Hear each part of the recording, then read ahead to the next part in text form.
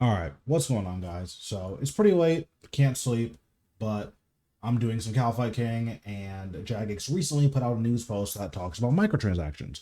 I figured, as a player who thinks a lot about both microtransactions in the sense that I don't like them personally, and as a player who understands why game developers have them, I would have a relatively unique insight into some of the pros and cons and what I think would be best for RuneScape.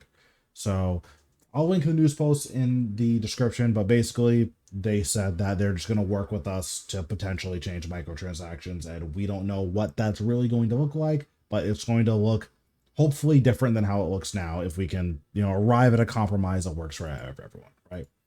Now, from Jagex perspective, one of the big upsides of microtransactions is that it's a way for them to further support the game, right? Like if we're paying them more money through microtransactions, doesn't really matter what kind of microtransactions they are, but if we're giving them money, then they don't need to charge us as much for membership, or at least that's the argument, right? We don't really know if that's true, but that's what they claim. So that's something to keep in mind, is that it's entirely possible that without Treasure Hunter, RuneScape doesn't get to stay, relatively cheap compared to a lot of the other games.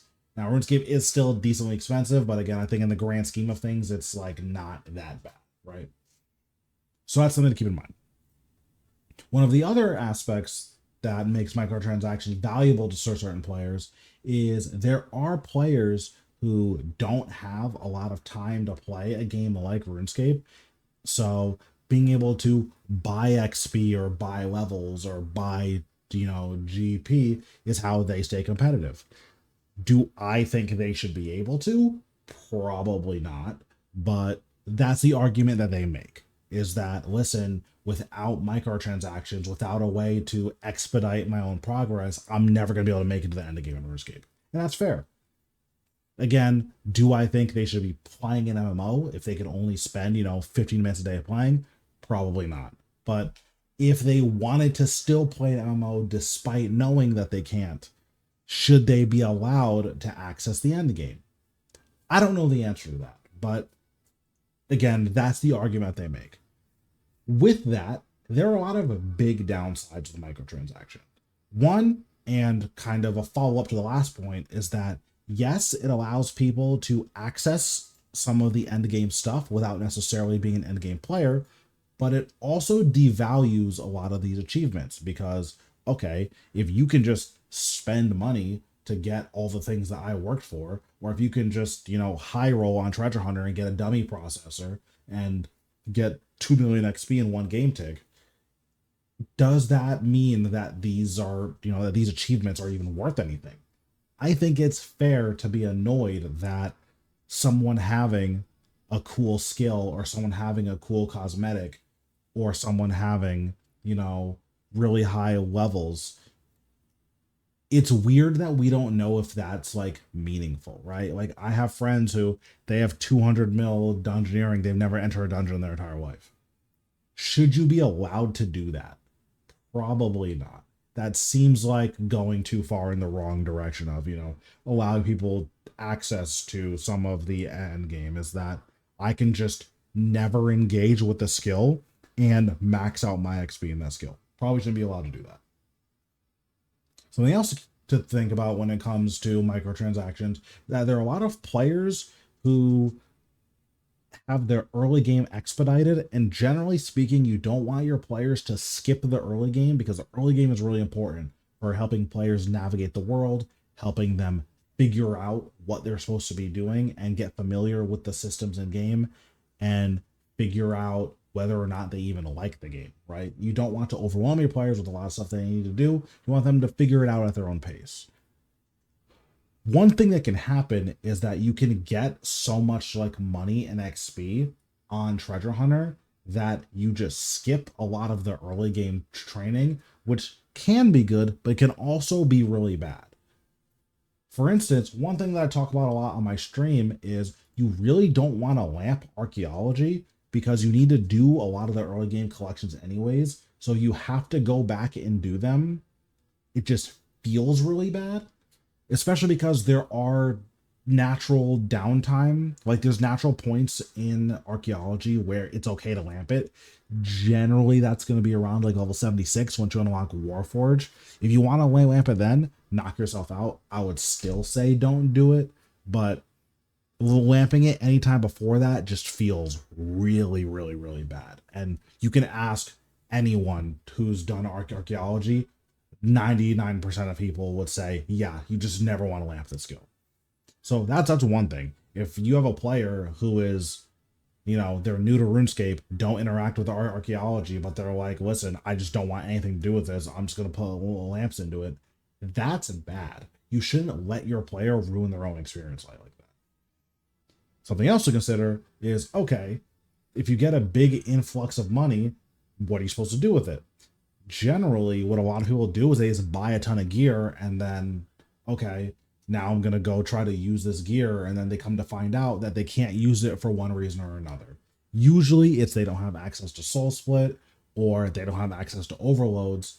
But either way, you don't really want players to unnaturally get this money because they'll buy a thing that they should be able to use, find out they can't use it for one reason or another, and then get super turned off. Like, okay, why even give me all this money when the thing I want to do is hit a boss and I can't hit the boss because, oh, there's all these quests I need to do, or, oh, you actually need to level up your herb lore a lot and there's nowhere in the game that tells me I'm supposed to do that.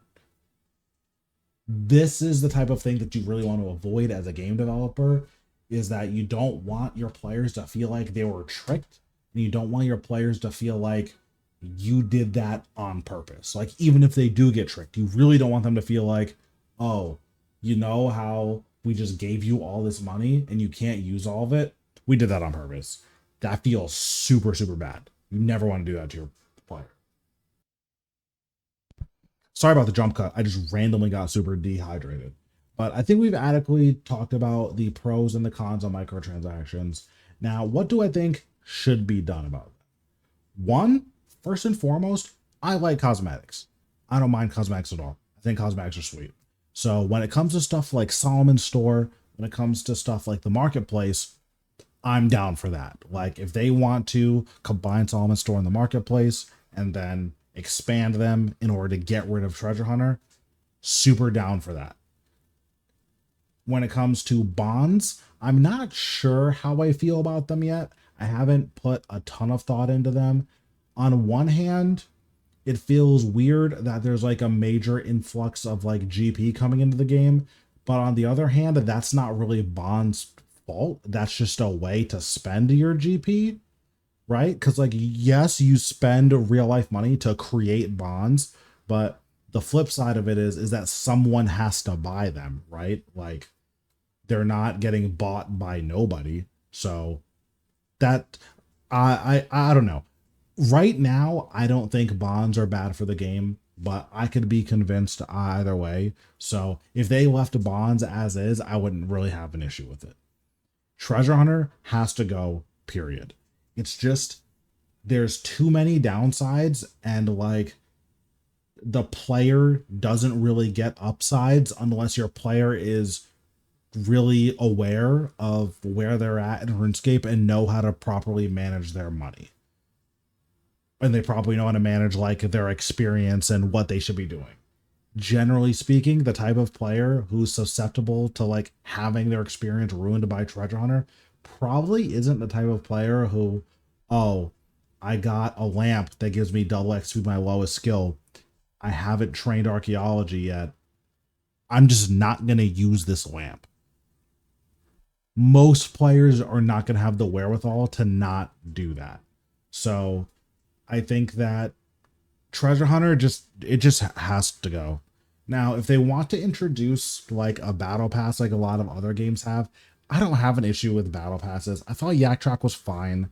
Once they fixed Hero Pass, I think Hero Pass was really good in terms of a lot of the rewards that we were getting. Obviously, it was very predatory on release, but generally speaking, I think a fixed Hero Pass could re-enter the game under, a different name and, maybe not advertised as big gameplay update. and also not being able to buy in-game rewards that other people had to earn, right? Like buying damage reduction, probably shouldn't be allowed to do that.